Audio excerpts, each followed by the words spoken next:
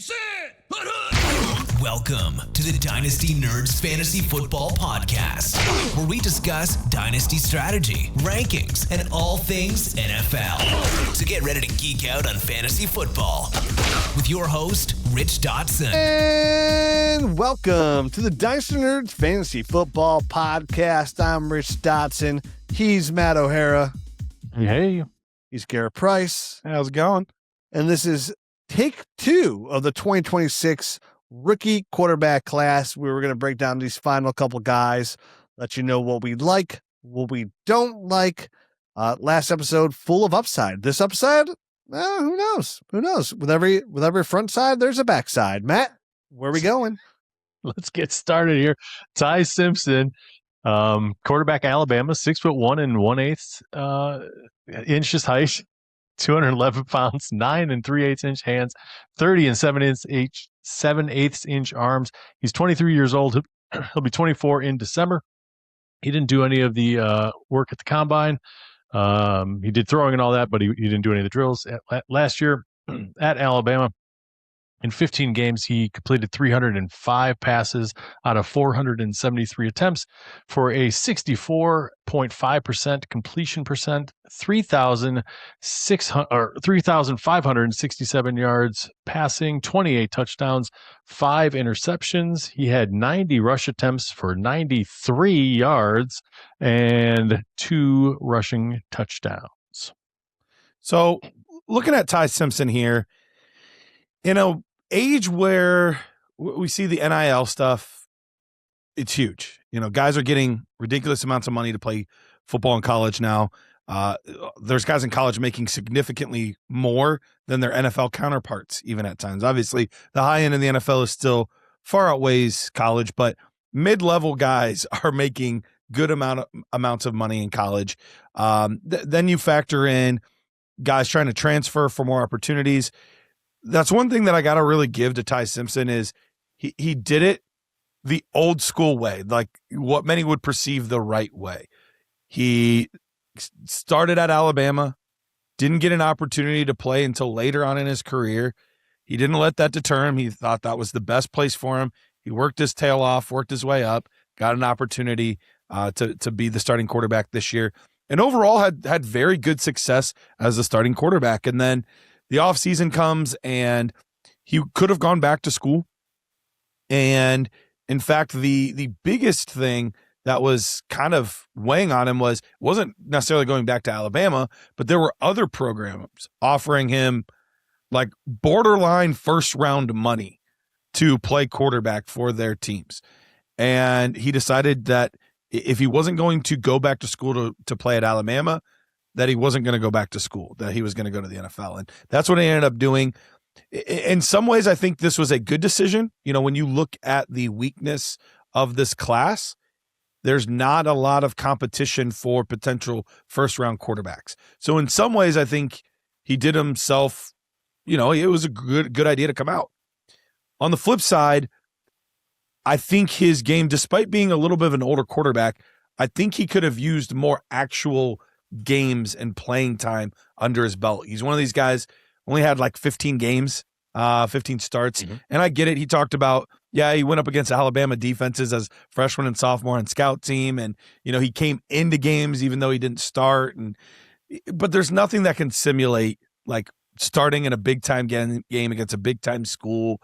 That's your best reps for the NFL.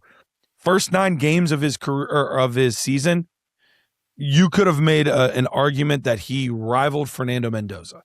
I mean, he was on time. He was doing everything right, wasn't turning the ball over. And then it was like he flipped a switch in the complete opposite way that you would like to. Much more erratic. Didn't seem like he had as much juice on his deep balls. Some people are saying maybe there was an injury there. Maybe there wasn't.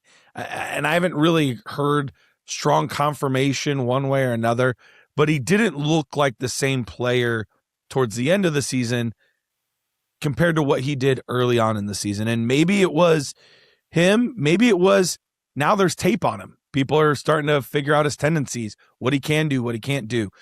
This is a quarterback that, despite having, I think, some solid upside, we're not talking about a player that has a ton of ridiculous tools. There's a lot of average to above average things, but there's nowhere on his chart where I'm like, that is well above average or that's elite.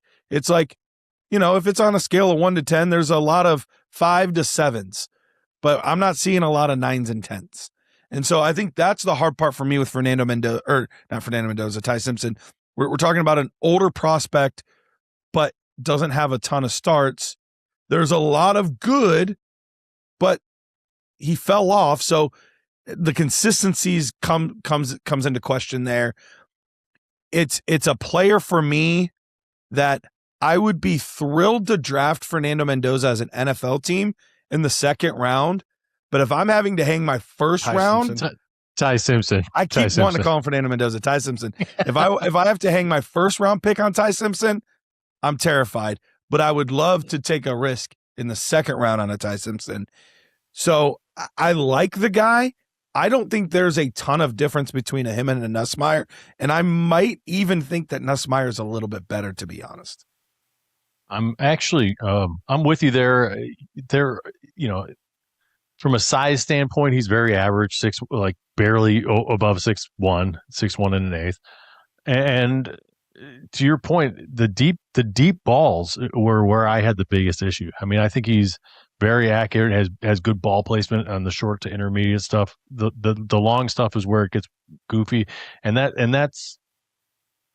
is something you have to have. It's a tool. You don't have to always complete those passes, but you got to be able to make those throws at least sporadically here for the NFL. And if you're not going to be a 6'5" guy and have like some big arm, you really are. You're already kind of up against it. You're not checking all the boxes for the NFL game, so it's difficult. And then for a guy that's only made 15 starts, it's another box not checked, right? So if this is a guy that goes in the first round, has less than 15, has some kind of size issues and some limitations to his deep game, there's just things stacking up, right? In the wrong way for a guy like Ty Simpson. That said, he's right there as the second guy. That's how kind of poor this class is. So it's him. I currently have him second, and then it's like Nussmeier and Aller are my 3 and 4, and those guys will kind of flip flop probably leading up to the draft for me. But Ty Simpson even has a chance, I think, to flip flop with those guys. To your point, so there's this kind of, I think Ty's there. He's at the top of that list of second tier guys, but he could end up as the second guy in that tier or the third guy in that tier, kind of depending on how things work out between now and the draft, and especially given where he goes in the draft for me. Yeah, I'm with you, Matt. I think I understand Garrett. Like Nussmeier and Simpson are really close. All smoke, and we're talking a lot of smoke right now, is saying Ty Simpson's going to be a top 20 pick in NFL draft, which is wild. And because again, it goes back to the historical. You only have 15 starts. Like the odds of you being successful in the NFL with only 15 starts, it's so astronomically low. I think only one quarterback has done it.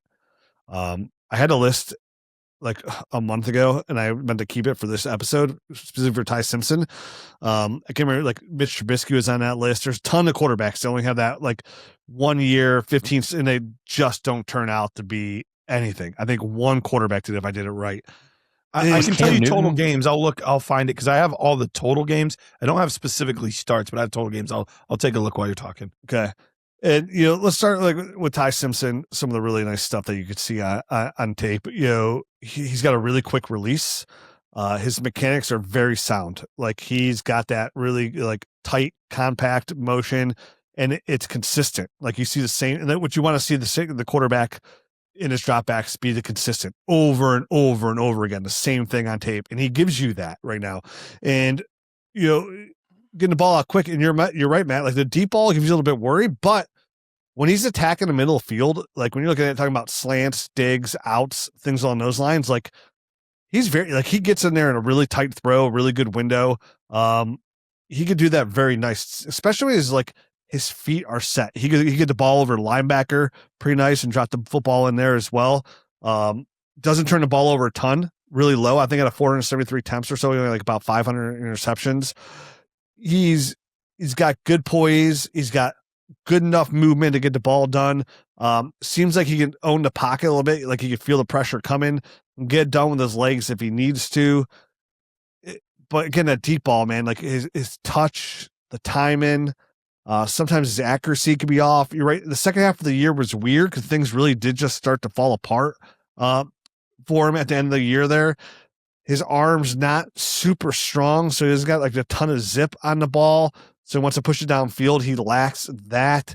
I feel like he reads a zone defense pretty good, but like it's not like when you watch him too, like he's out here processing the defense and going through his reads as well.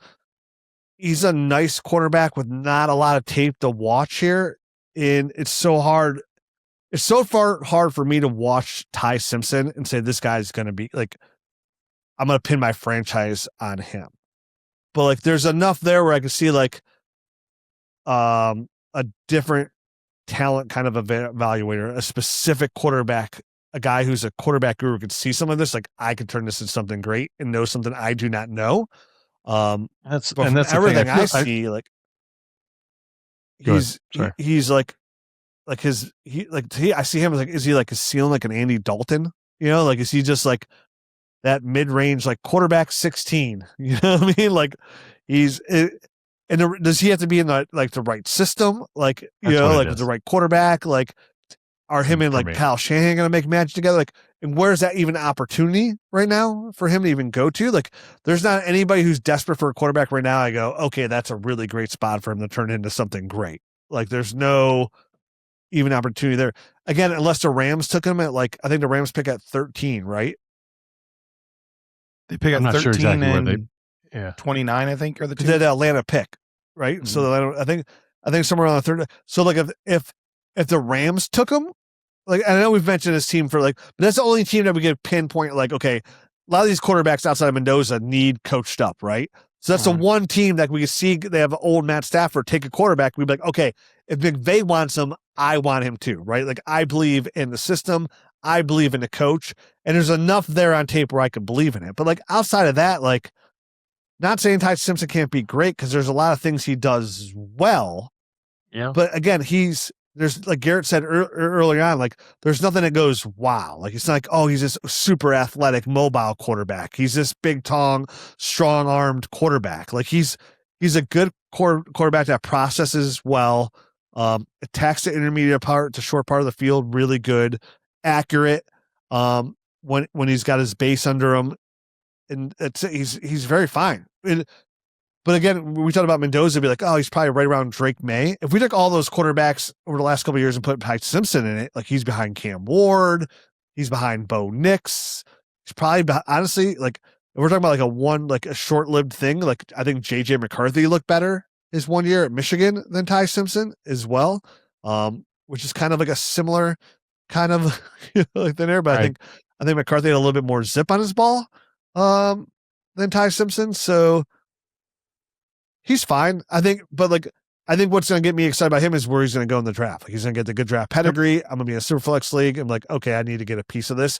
But like Garrett and I just did that episode. We're like, why does picks 5 through 7 have such a bad miss rate? And I go, Garrett, I bet it's because that's where all those quarterbacks that go in the first round that aren't in the top 10. And you're like, let me look it up. And sure enough, Matt, we looked it up on the Nerd episode or on the Data episode that you were on.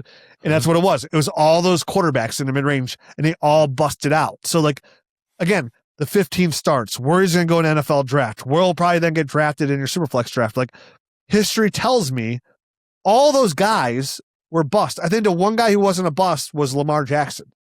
And that was it, Garrett, right? I think it was the only guy. Yeah, I think that was the only guy. There were some in like the 9 to 12 range, but yeah, that 5 to 8 range, like it was a lot of misses.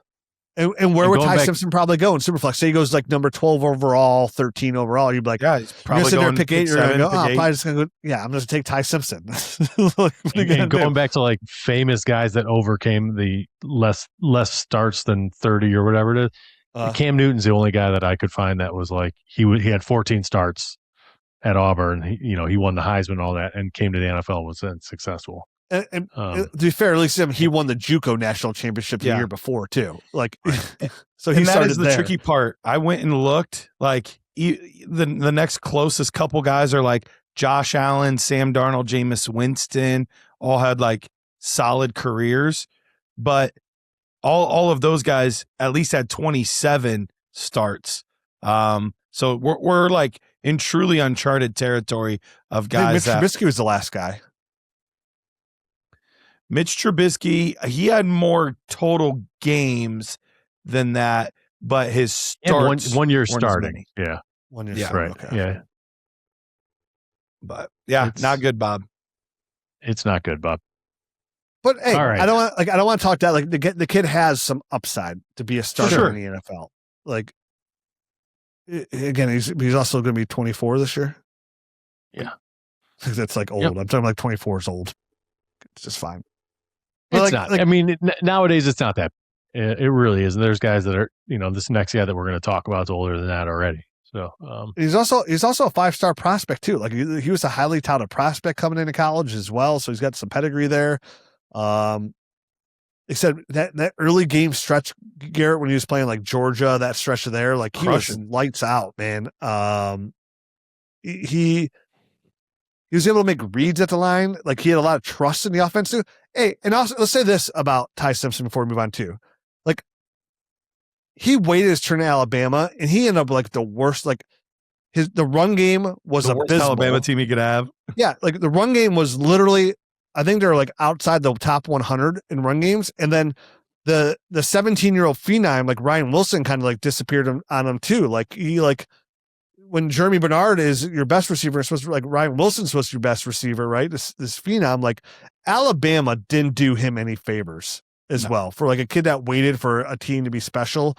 Like I saw some guy really dropping passes and stuff like that on tape where I was like, all right, that was a good pass. Like that should have been a completion. That should have been a 15, 20-yard completion. Dude just flat dropped it. So exactly. Like his team didn't do him any favors here. He had some drops. So like his accuracy numbers would have been even better. Because there's a lot of balls he put like right on the numbers and his team dropped as well. So I also want to give him that. Like he could have been better. In the second half of 2017 the season as well, like the whole team was kind of like, and people were like, oh, Alabama's this great team. Yeah. All right, on the next. All right, let's move on to the next guy here. Before you say anything, Matt, originally the spot was reserved for Trinidad Chambliss. So we kind of put him in order of like, this is roughly who we think's like sort of next best. We don't marry this. We in no way, shape, or form think this guy is like a top 4 quarterback in the class. All right, continue. With that said, let's get excited for Haynes King, quarterback, Georgia Tech, 6'2", 212 pounds, 9-inch hands, 31 7/8-inch arms, 76 3/4-inch wingspan. He's 25 years old as of January 9th. And in the 40, he ran a 4.46. In the 20-yard shuttle, he had a 4.17. In the 3-cone, yes, a quarterback, he ran a 3-cone. He had 6.89. which is just blistering. In the broad jump, he had 9 foot 8 inches. He had 33.5-inch vertical. Last year at Georgia Tech in 12 games, he completed 252 passes out of 361 for a 69.8% completion percentage, 2,951 yards passing, 14 touchdowns, 6 interceptions. He had 158 rush attempts for 953 yards rushing and 15 additional touchdowns, bringing up to 29 total. Yeah, very athletic kid here. He's 4.46 and the 6th fastest ever by a quarterback. I saw this morning at 3-cone and Monday morning quarterback for Albert Breer. It said his 6.89 3-cone was the 3rd fastest ever, regardless of position, which is wild in itself. And, Haynes King is a kid to start off at Texas A&M, played there for, he redshirted his freshman year, then played there in 2021, 3 games, 9 games in 22, 7 games in 2023. Then he transferred over to Georgia Tech for those last 2 years and played in 13 games. And so he's got a lot of starts, 44 career starts, I think. across the board. So I got 46, but that's all right. Yeah, somewhere around there. He's athletic, which is nice. He's going to be old. He's going to be a 25-year-old rookie as well. He runs the ball really nice. Like I like him. He does run the ball well. Yeah.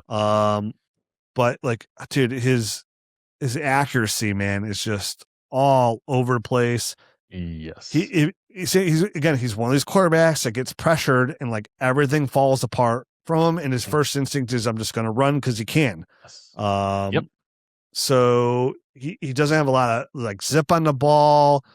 He's got these long, lean, like, he just misses a lot, man. He's spotty. He's all over the place. But when he's in, when he hits the back foot and gets rid of it, he's generally pretty good. But I think, a lot of the times if there's pressure, he gets a little jittery. And to your point, if he throws out of that, it's bad. If he runs out of that, it generally works out better. So I think he had just a tendency to run more. So it was a tough watch. That's all he did. It's like if he could plant his foot and get through the ball, he could throw the football. He was fine. But like, unfortunately, more times than not, he's getting pressure and he's just moving. He has no when his feet aren't planted, like he has no accuracy whatsoever. Like the ball is all he also didn't look great at the combine throwing. In the drills that I saw him throw, he was also just off target. Not really hitting those wide receivers where they should be on the wrong shoulder, stuff like that, where it's just he does not have the kind of accuracy that you need to be an NFL quarterback, in my opinion. Do you guys disagree with that? We're talking like we don't even see him as a quarterback in the NFL. I don't. I see him like this guy's kind of one of one, so it's hard to think that this will happen again. But like Taysom Hill comes to mind. Like, could he be that kind of guy that's just like positionless, just a really good athlete that they'll just move all over the place as a chess piece at times, but outside of best ball, there's no way I would ever own him because I have no idea when that 3-touchdown game is because the rest of them, he has 4 touchdowns for the whole year, but 3 of them came in one game. Like, I don't know when that's happening. So that's what I kind of think of when I see Haynes King. Really good athlete, but he just doesn't offer enough as a passer to be a full-time quarterback at the NFL level.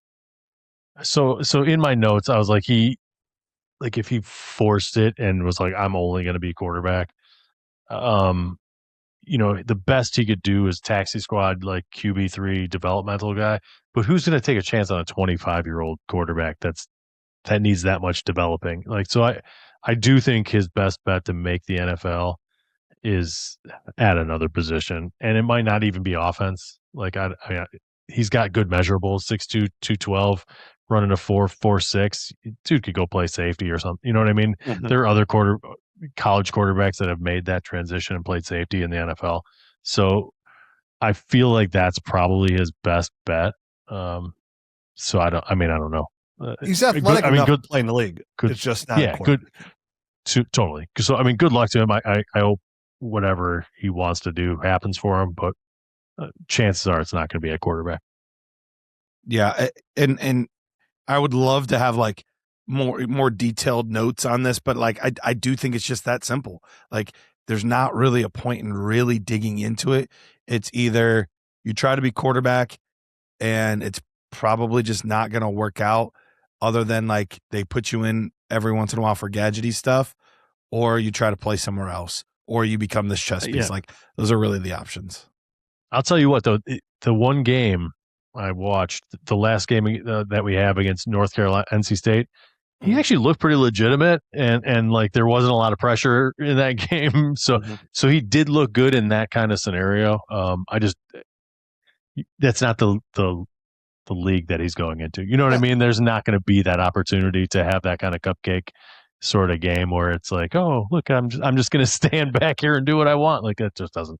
It's not realistic. So yeah, when he's in the pocket, he's planted. He could throw with touch a little bit of times. I remember that game, like a little bit, like when he's cool, calm, collected, and he actually can sit there in the pocket and have time to go through his reads. Like he could throw the football when he has time to process it. But like you said, Matt, there's no way that translates to the NFL at all, because that's just a glory. That's like me at a putt course where everything's flat and I get a hole in one. It's like I'm not going to be trying to join up for the PGA anytime soon. All right, so let's move on. Next guy up, Carson Beck, Miami quarterback, 6'4" and 3/4, 233 pounds, 10-inch hands, 30 and 5/8 arms, 75-inch wingspan. He's 23. He'll be 24 in November. He didn't do any of the combine drills, but was throwing and whatnot.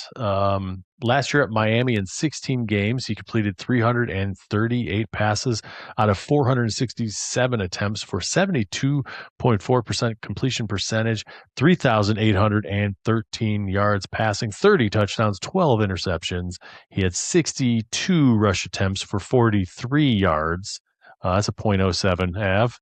And 2 additional rushing touchdowns. Guys, let's talk about him. All right. Carson Beck here, a guy that's been around for a bit, not just in terms of like, yes, he's an older quarterback, so he's been around for a bit, but he's a name that's been circulating in college football circles, Devy circles, things like that. Like the guy's been around for a while. Not this most like glamorous, most heralded prospect ever, but worked his way up at Georgia, kind of took over that job and had a nice beginning to his career at Georgia. But then things kind of fell apart. His final year there, he wasn't playing good. The team wasn't playing good. The offense didn't look good. So he kind of tried to get his mojo back, and good opportunity for him to go play where Cam Ward played last year. And we saw his draft stock elevate like crazy. And that's, I don't want to say his draft stock elevated like crazy, but it definitely elevated his draft stock going here. Very good team, obviously, a team that played in the national title game, beat some really good teams along the way, had a very competitive game with Indiana till the very end there.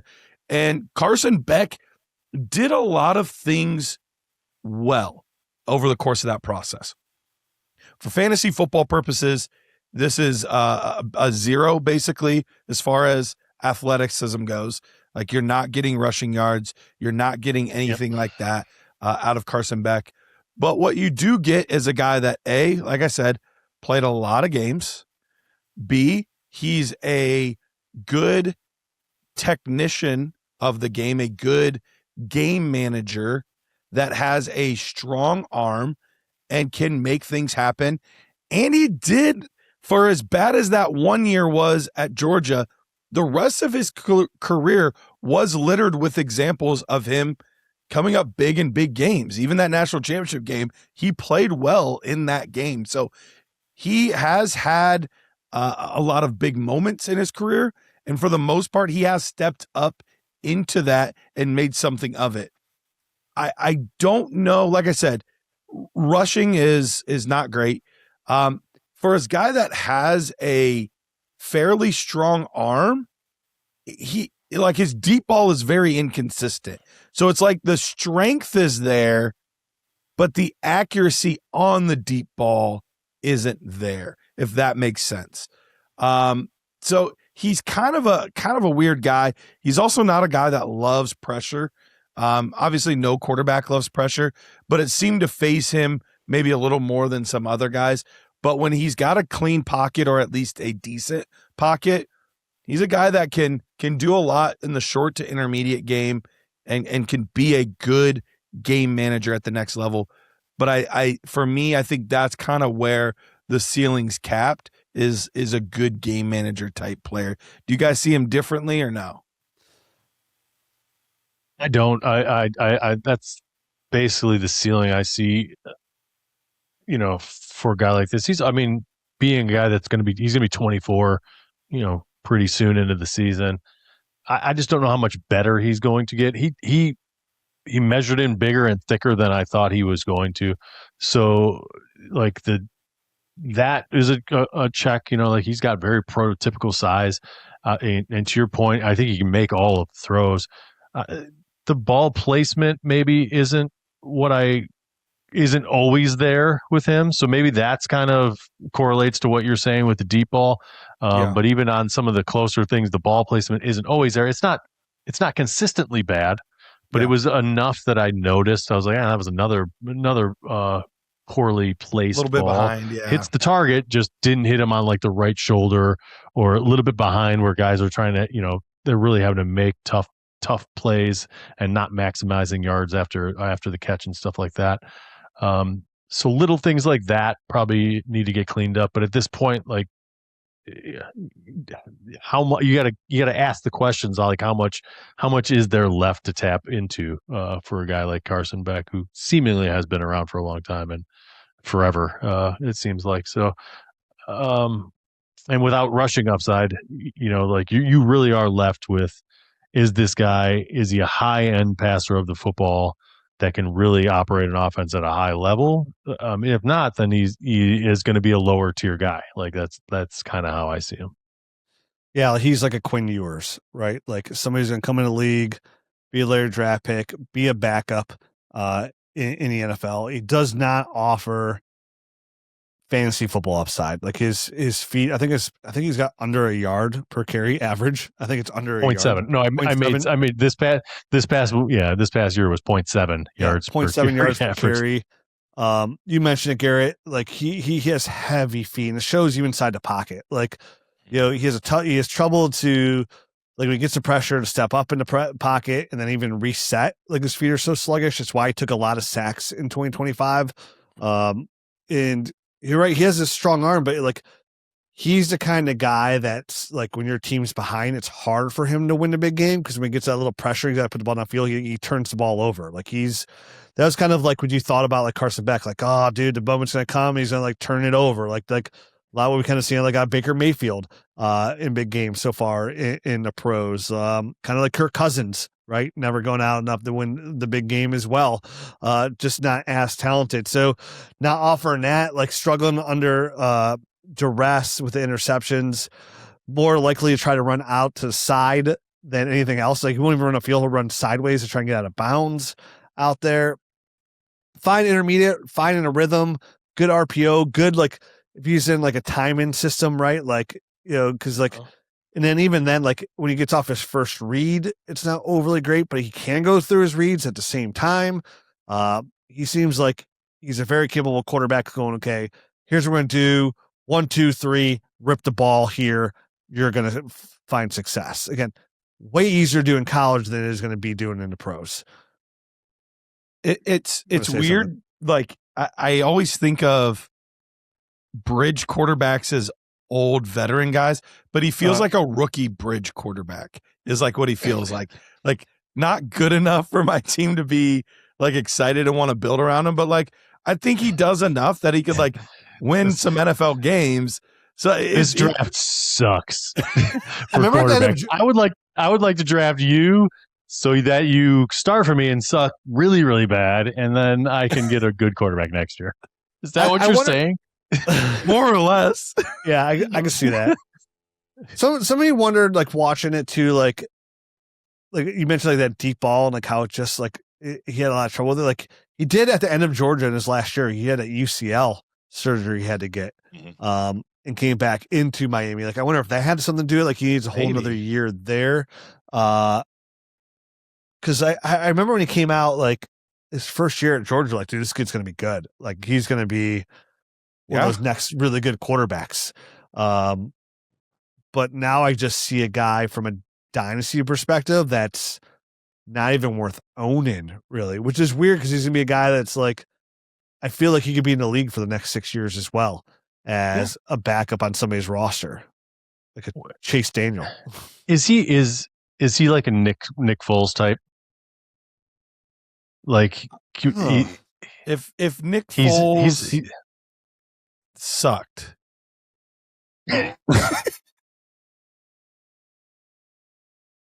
But like, could he have like that magic run for like 4 games? He could. That's what I was trying to get at, Rich. Like, could he come in and win a couple of games? Like, is this ceiling Jacoby Brissett? But it was funny. Like is that I actually it? could see Jacoby Brissett actually, Rich. That was a name that Jacoby came to mind. Brissett is a ceiling. Again, a Yeah. non-mobile quarterback, really big and heavy Yeah. footed. Could push the ball downfield, fully healthy. Obviously, Jacoby Brissett's a little thicker, but like Carson, it's weird with Carson Beck because like you see him, and you're like, this guy's a quarterback, right? Like he's not a bad. good quarterback. He's just not good.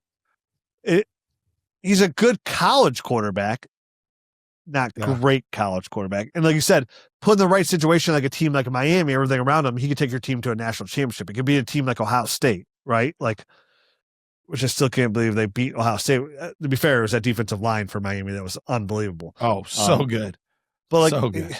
But Carson Beck held his own versus Indiana until, again, at the very end, they need him for that big try to come back. And what does he do? He throws interception to the safety. Like, and if you read all these notes, like from like, so I also read like all the scouts, like that I trust the most, like Dane Brugler, Lance Searland, they all mention the same thing, like loses track of the safety. Like they all mention the same thing, like, oh, dude, don't worry, he'll lose track of the safety at some point. And they usually do get him, right? Like that's the one that gets him. So I guess in Superflex in round 5, pick 512, he's there. Like this draft class is so not deep. Like, okay, like he's not off my board, Yeah, but agreed. He's not off. I don't expect like if I feel like he's gonna be back up for a while. Like if he's buried on my bench and I don't have like a suit, like I could carry him on my roster still. Like, oh, maybe I might desperately need him 1 week. Right. All right. Well. Let's move on to the next. Let's move on to the next project. Well, before that though, I got to tell you guys about our friends over at FFPC. FFPC, the best place to go play Dynasty fantasy football. Look, if you want to make sure, like I just had a league just recently out of the blue where they're like, actually, guys, I think we're going to shut this league down. I think we're going to wrap it up. I'm like, what? Like, why? Why are we doing this? Yeah. But you don't have to worry about that with FFPC. Like, if somebody decides to leave the league, doesn't matter. They're going to find a new replacement for that guy.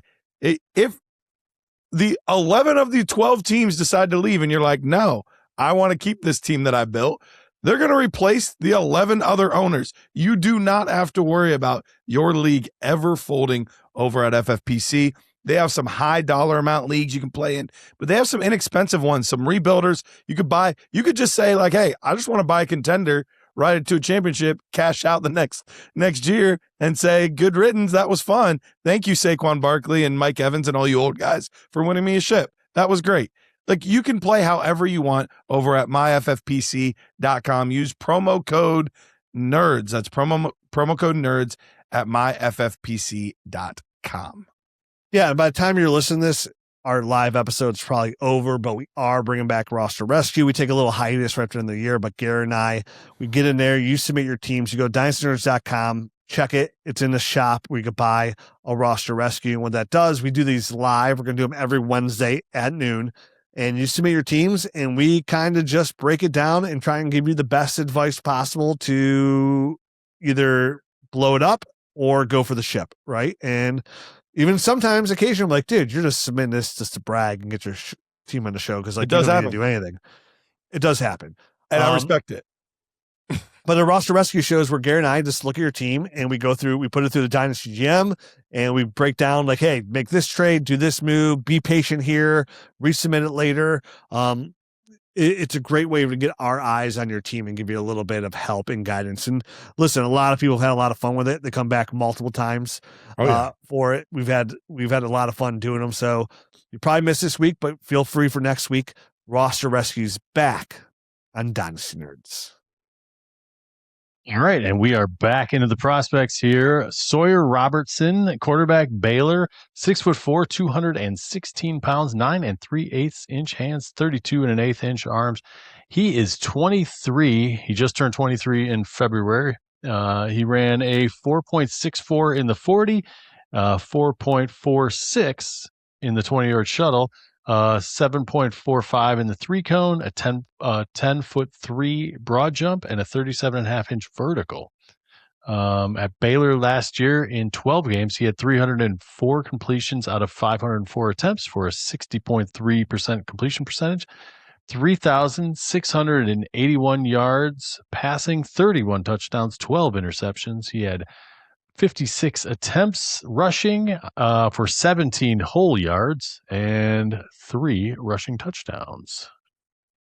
Sawyer Robertson, guys. Sawyer Robertson out of Baylor here. You want to start with good, which is he's got really good size. He's got a really good strong arm. He will stand in the pocket and he's not afraid of a rush, which is good. So like he's good there. But like this is like it's almost comical watching him where like he has like one kind of throw and it's just let it rip. Like if you got a guy who's like 3 on a 3-yard out, you just want to toss him like a little toss. He's throwing it in there like it's like he's ripping it, man. Throws a pretty hard ball always. Like he's always letting it rip. And he's not accurate when he does it as well at all. And if it's outside the numbers, forget about it. Like it's just not even close. I have never seen so many off-target throws through. I got through 2.5 games. I couldn't watch anymore. 2.5. I couldn't even get through all the way through the Utah game. I was like, forget it. I can't watch any more of this guy. I've never seen anybody so lackadaisical after they get the ball in their hand than this guy. He gets the ball. He's not in a hurry to do anything. He's a slow motion everything. Stands flat-footed in the pocket. Most guys are bouncing and moving and doing and then off target throw. Like I could only watch so much of it before I was like, all right, I'm really just kind of done with this guy. He's the last guy on my list. There's no way an NFL team's going to see this guy and go, all right, we can make this guy work, because it's just he doesn't even look like he cares out there. To me, I don't know. Yeah, I didn't love his tape either. Physically, he's like one of those guys like gets off the bus and you're like, oh yeah, this guy's the quarterback. Like I like what I see. But then his play does leave a lot to be desired. And the hard part too is Baylor runs kind of a goofy offense as well, and it's great for college production, but it's not good as far as prepping guys for what they need to do at the next level.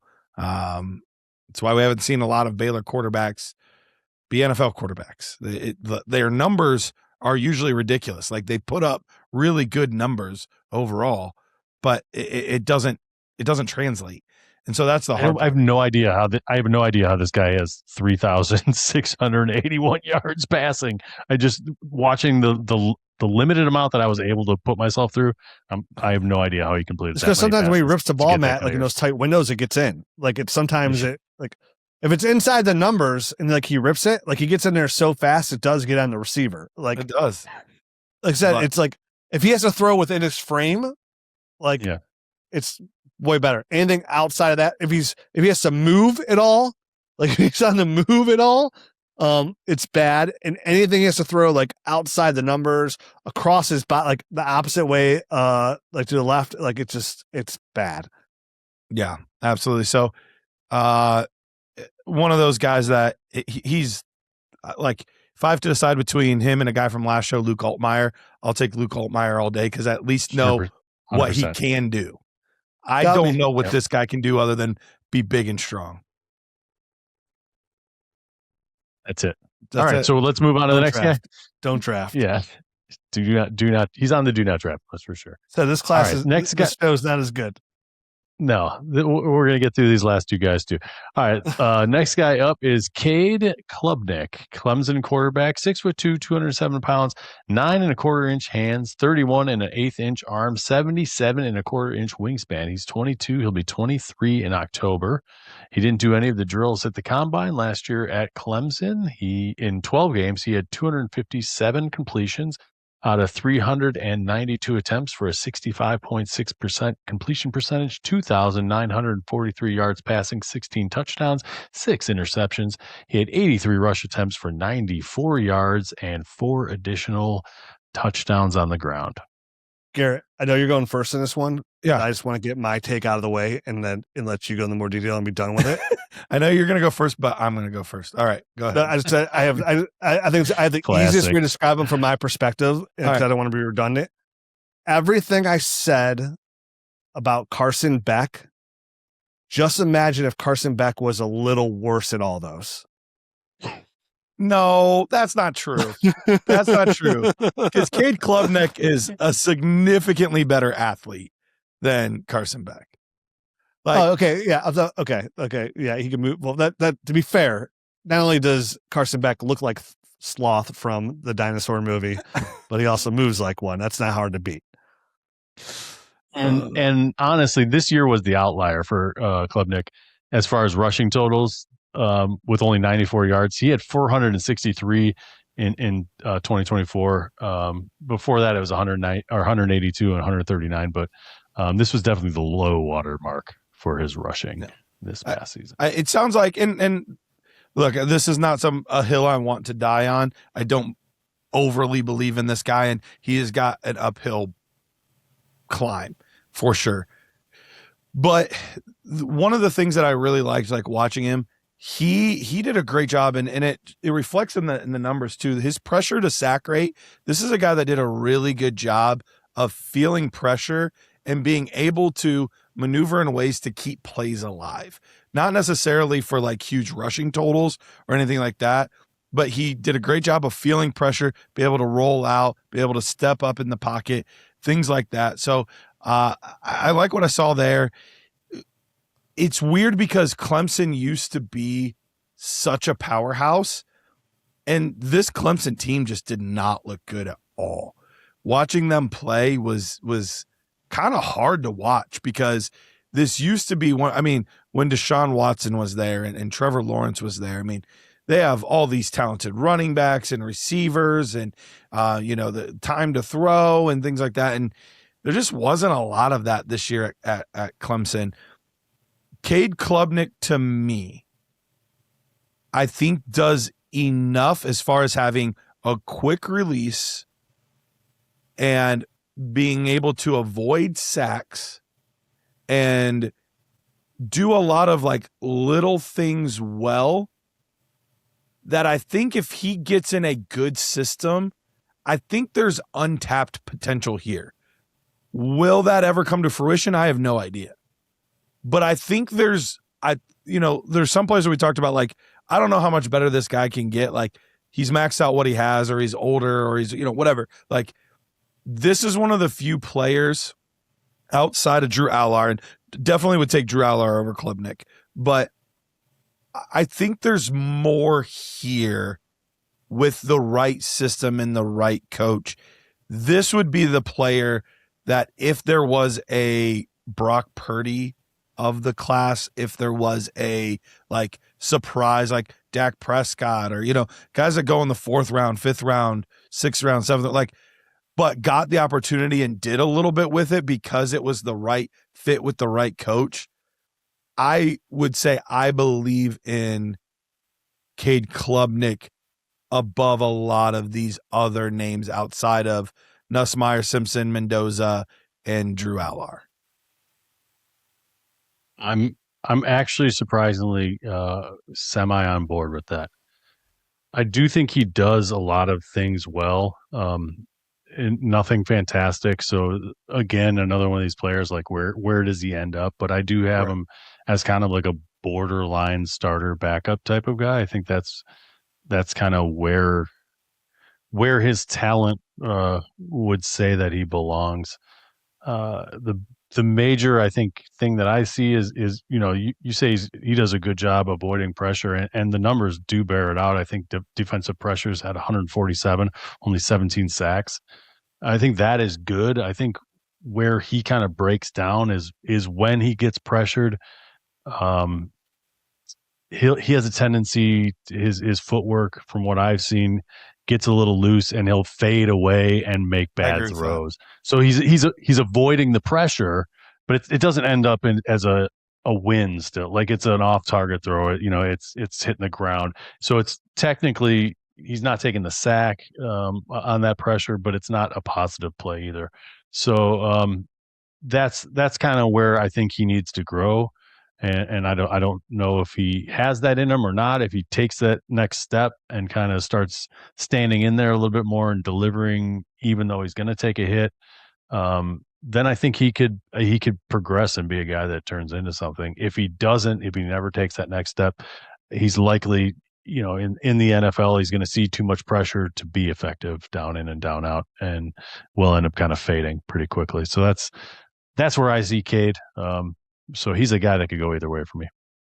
Gets the ball out real quick, which is nice. You're right. And Clemson's had so many good wide receivers come through that program over the years. His receivers were not good. Tons of drops on tape from his receivers as well. Tons of drops. But again, goes back to that kind of quarterback where, like, if you put Cade Klubnik and you put him in a situation where, like, everything's perfect for him, like, yes, he can execute the offense. He's got the arm for it. Like, everything's fine. But, like, the moment things aren't fine, like, it seemed at times like he had trouble, like, processing what he's seeing out there as well. Like, I felt like some of that had to do with some of his accuracy. Like, I don't know if he even knew what the defense was giving him and would throw him off of where he's going to put the ball if his receiver had to adjust. On that, Rich, I think I agree, but I don't know. Like, that was the hard part for me in scouting him is it that, like, when his first read wasn't there, he couldn't process it, or a guy's just not getting open and there's just nothing there? That's what I couldn't really figure out. That's fair. Yeah. And you're right. Maybe that could have been some of it, but then what kind of brings you back to that side of it, I think why I lean that way, because you're right. I can see, like, your point too is like, like Matt said, when he gets under pressure, like, it's like, it's almost just like, I'm not taking a sack, but I'm just, like, chucking the ball up. Like, it's right. Like, I'm putting over here. There's just so much not to like about his game, which is, again, like, he's a talented kid. You can see that too, but, like, I just don't know if he has what it takes to be an NFL quarterback. And you're right. Like, to be fair to him, like, he's got at least enough talent where, like, coached up perfectly. And I know we've said that a lot, and it goes back to what I said last episode. It's kind of like, there's so many more good quarterbacks coming out next year. Like, I don't even think these guys have the time to even, like, develop. There's so many already established quality backup quarterbacks in the NFL now and in their age. And, like, there's such an influx of guys coming in next year. Like, I think Klubnik could be a guy that is a hanger on compared to a lot of these other guys. I do, but at the same time, I could easily see him just playing in the USFL and playing that. Like, it just, I don't know if he's mentally talented enough to play in the league. And that's, like, that's just me. That's not fair for me to say, because I, again, know what's going on in his mind. I don't know what the place, I don't know what's going on there in Clemson, so it's unfair of me to say too. But sometimes you can give people the benefit of doubt, and sometimes I want to do that. I felt like I just saw just enough where I don't want to give him the benefit of the doubt. And it's probably kind of go back to, like, the Carson Beck thing is, like, you're right. Like, Carson, like, he could step up in the pocket and get the ball out way better than Carson Beck, right? Like, his feet are way more mobility there and athleticism. His deep ball this year is way better than Carson Beck's deep ball, definitely down the side line there as well. But again, it needed things to be real pretty. Where, like, I trust Carson Beck a little bit more in the face of danger than I do Cade Klubnik. And to be an NFL quarterback, like, you have to be able to operate that way. It's highway to the danger zone in the NFL. It's constantly there. You have to be able to deal with it. There's never going to be a time when you play a full game that's just clean. It's just in the NFL. I just see him as a 3-and-out quarterback. I really do. Like, just of course, there'll be some things that are there for him, and he can make. Of course, he can make the throw. And like, oh, dude, it's 3rd and 8, and he rips it down. He has a 17-yard pass down the sideline. It was thrown perfectly, right? Like, but I think more times than not, it's like he's a 3-and-out quarterback. And I do agree. I think that's the most likely outcome. Like I said, this isn't a hill I'm willing to die on. But if I have to pick one outside of those big obvious names, Klubnick's the one that I would take the shot on. But to be fair, like, I think you're also being pushed against it because this class is so bad. Fair. Like, he's elevated because the class is so bad. Like, I can sit here and name so many backup quarterbacks in the NFL right now that I would rather just have over Dylan Gabriel or Cade Klubnik. Wow, dude, Dylan looks so bad. I said it the night of the draft. I was like, what a waste of a 3rd-round pick.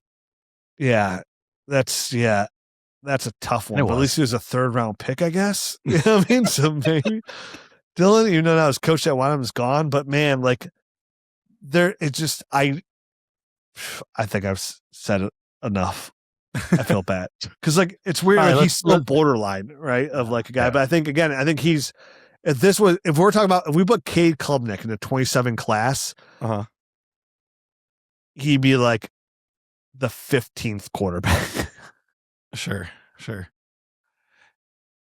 right. Agreed. All right, let's move on. And I do think he gets a little bit like he's been a name for a little bit as well. And I think being on Clemson, he gets a little bit more like get a little bit more leeway, a little bit more rope. He was a higher ranked prospect coming out of high school. And yeah, that's true. He just fell on his face in 2025. It's a good way to say it. He just completely fell on his face. Yep. The rest of the team. All right. Moving on to the last guy here.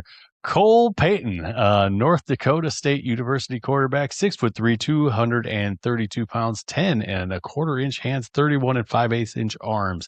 He is 23. He'll be 24 in October. He ran a 4.56 in the 40-yard dash, a 4.36 in the 20-yard shuttle, a 7.12 in the 3-cone. He had a 10-10 broad jump and a 40-inch vertical. So very athletic as far as the testing numbers go. And last year in 13 games, he had 161 completions out of 224 attempts for a 71.9% completion percentage. He had 2,719 yards passing, 16 touchdowns, and 4 interceptions, 136 rush attempts, 777 yards rushing, and another 13 touchdowns. So 29 total touchdowns.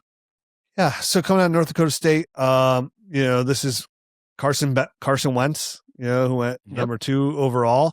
And he only had one, again, going back to that, like he's like the Ty Simpson. Or Trey Lance, who also played at North Dakota. Or Trey. I was going to say, here's the list. Since 2014, it's been Carson Wentz in the NFL, Easton Stick, backup quarterback in the NFL, Trey Lance, we all know his story. Cam Miller got drafted last year in the 6th round by the Raiders, ended up, I think, in Miami, and then Cole Payton. So he was behind Cam Miller as the backup, basically, for the last 2 or 3 years, right? He's interesting because he's very athletic. He runs the ball really well. Mm-hmm. And when you watch him throw the ball, you're like, he's a mess. But what's weird about it is, like, he also gets it done. It's like, right? Like, he's a hard one to nail down. Like, you watch him throw the ball, and like he's not planted. His footwork's like all over the place. And then and he also doesn't have a super strong arm, but like he puts the ball over the field and somehow, like, a lot of times it ends up where it needs to be. Like, and he has that receiver there. I already forgot his name. Like Bryce Lance. Yeah. Bryce Lance. More productive than Christian Watson. Trey Lance's brother. Trey Lance's little brother. He had back-to-back 1,000 receiving yards, and Christian Watson never had 1,000 receiving yards. Like, it was weird to watch him because, like, man, this guy's got a lot of work on. But like from productivity wise, you're like, that play worked. Everybody like, is it just because it's at North Dakota State? Like, this is like the elite program. Do you guys remember? He doesn't play anymore. But you guys remember Hunter Pence? the baseball player. Yeah. Like everything Hunter Pence did was like unorthodox and weird, but it like all kind of worked. It is kind of the same way with Cole Payton. He's interesting. Like you saw him playing like when they play zone defense and they want to settle in, and like he still doesn't really. It's just like same thing. Just throws the ball. I don't know what this guy is. How people are going to view him. Like, I mean, he's a big, thick dude, right? Like 6'3", 232 pounds. If somebody figured out how to teach this guy how to play quarterback, is he like a Josh Allen type of guy, like in the NFL? I have no idea. I mean, is somebody going to see him like that? I mean, obviously he's gonna need time. He's gonna need to develop. He's not a finished product by NFL standards, by a long shot. But if somebody sees him and is like, I'm grabbing this guy in the third round, I'm gonna sit him down and teach him how to play quarterback properly and how to throw a ball properly, off a good base and all the footwork necessary. I don't know, because I don't know what I'm looking at. I don't know if that can be fixed. You know what I mean? I saw this dude make like an off-platform throw, like 30 yards downfield, like down the sideline, and like it was right on the money, like right on the money. And you're just like, what the hell was that? It's hard. Garret, help me out here, because I do not know what to think about this guy. So the interesting part here with Payton is I kind of go back to Taylon Green last episode, and I'm more interested in Cole Payton than Taylon Green. And the reason is, at some point, being ridiculously athletic only gets you like so much. Like, is there a huge difference in like how it helps them in the NFL running a 4.36 versus his 4.56? Like, he's still one of the best runners speed-wise at the next level. You know what I mean? Like, he would still be one of the, like, so like that's the hard part for me. And then like I was thinking about this the other day with like other positions too. Like, sometimes I think we put too much emphasis on like that dude's 40 time is elite. Okay, well, is the 4.33 really that different than the 4.43? Like, does Cardinal Tate's the best example. Like, if a 4.53 and a 4.46 means nothing. And so that's the thing. Like, I think that's why, even though Taylon Green is the more freaky athlete, I'm taking Cole Payton because he could do for fantasy football a lot of those same kind of things. Maybe a tick behind athletically, but he could do a lot of those things, and I think the production would still be the same. I mean, look at Jackson Dart. Jackson Dart's not a freaky athlete, but he ran for a bunch of yards and was like really good for our fantasy football teams because of that. So if I'm going to try to take like the diamond in the rough guy, Cole Payton's more appealing diamond in the rough that could be molded than a Taylon Green, if that makes sense. Yeah, and like I got super excited about Taylon Green, and then you started talking, and I walked it all back. I'm like, yeah, you're right. He's such a mess, and like he's such a mess and not accurate. Where like Payne's like a mess, and like he still gets it done at times. Like you're like, yeah. Again, it's a level he played at too. Like there's such like the level is intriguing. Tough. It is tough going that small school guy, like trusting that it'll translate. That's tough. And he's gonna get late draft capital too. You know what I mean? So like it's a funny thing when you do that's the thing when you do these quarterback shows. It's like so many of these guys, like we're just really should be talking about the top guys and that's it, because some of these guys are so irrelevant. Even if they're in the league for a while, like they're never going to be dynasty relevant. But we break them down. That's why we always do the show first. It's like the cherry. You know, some people eat the cherry and they're like, oh, that's fine. Some people just throw it to the side and like, oh, it's gross. But it's short, it's quick, it's over with. I like cherries. Talk about Garrett's sex life. So, yeah, that's it. That's the 2026 rookies. Nothing to get super excited about. Fernando Mendoza, exciting. Yep. Yeah. Neusmeyer, Simpson, we're there. Aller, maybe. Maybe. Who knows? Right. And then a whole bunch of like, We'll see. can't wait for 27. This whole and thing, some, we're like, and some can't really wait for just 27. bleh. Yeah. There's a couple of just get me out of here, guys. Even you know? receivers, like there's not a single receiver that's gonna be better than Cam Coleman or Jeremiah Smith. You know, like Probably not. we got one running back. Come on, Billy, help me out here. So, but we'll be back next week. What are we breaking down? Running backs. So everybody's saying this running back class is the worst class that we've ever seen. Why? We'll tell you next week. Sounds good. Adios.